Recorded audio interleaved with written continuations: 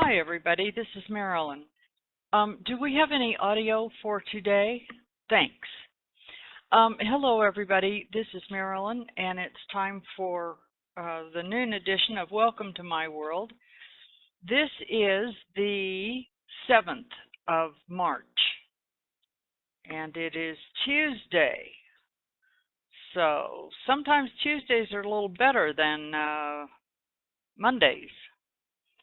And it looks like today might have given us a little more, I don't know, just some easier to read trades.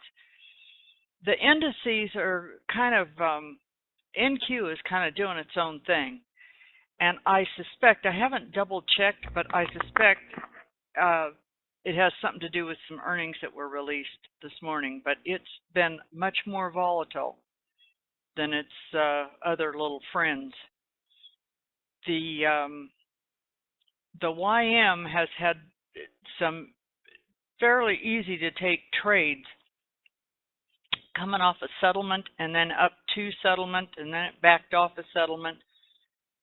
I don't know how many people trade the ES, but it's been a little bit more so than YM, and the TF has been in both directions. I think somebody earlier this morning had some really nice trades on TF that they were posting in the room. You might scroll back up and try to capture those.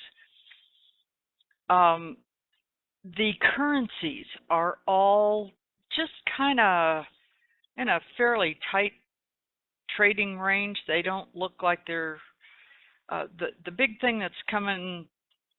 It's in the evening or at night, depending on where you are, is a big economic release in China. So these currencies may be sitting here waiting to see what that's going to turn out to be. It's their trade balance, and that's kind of an important thing, especially they have a tremendous amount of exports, obviously, pick up anything, anywhere, and it seems to be made in China. But crude oil has been both up and then down, and while it's taken its sweet time, my goodness, takes patience today, real patience. It at least has been civilized,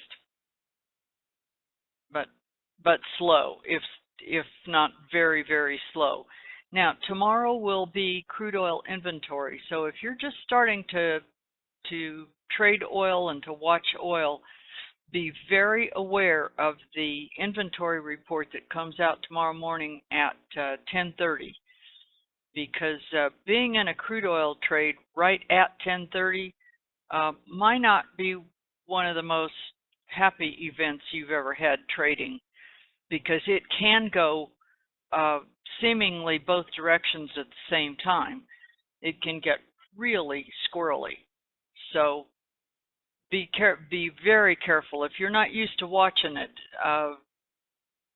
I would not be in a trade at the announcement at 10:30.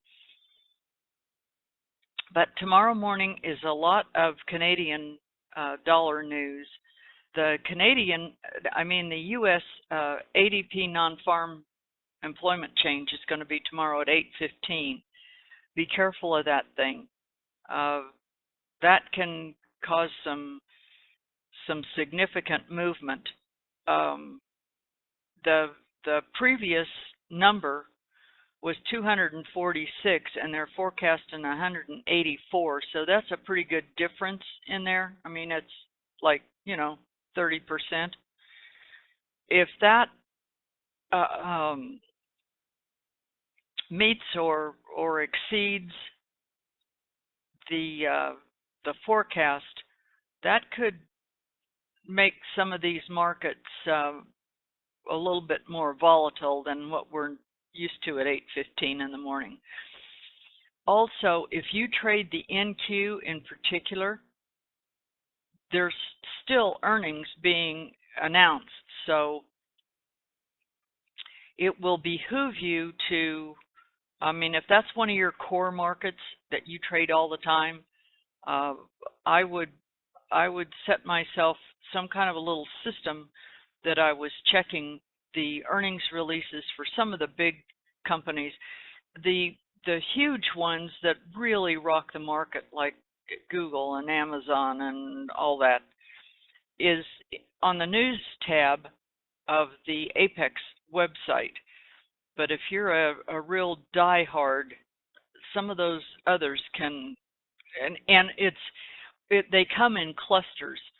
So if there's several in the same sector, the same economic sector, like a bunch of healthcare ones or a bunch of manufacturing or whatever, bunch of pharmaceuticals all at once, that can get things going too. Tomorrow at 1:01 is the 10-year bond auction.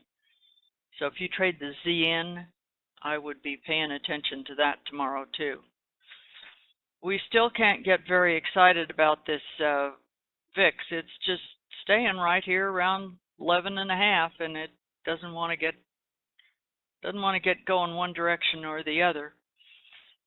Well, yesterday morning, bonds had a really nice trade. That hasn't been, they've been quite a bit more difficult to trade today, and not nearly as easy that yesterday. And they sometimes will make those nice runs on Monday mornings too, which is a little bit opposite of all the rest of the markets that we tend to watch. So anyway, I think that's about it. The one thing I have been watching real closely is Brent, and Brent doesn't seem to be getting too excited. There's a lot of speculation and news coming from Middle Eastern oil and Russian oil and things like that. But the OPEC folks have cut back some of their production, and they're trying to cap it. And it looks like they may have succeeded in at least holding crude over $50, and they've got Brent hovering right around. It's been up and down in a tight range around 56. So that the longer it stays in a real tight range, it's like any other market. The longer it stays in a real tight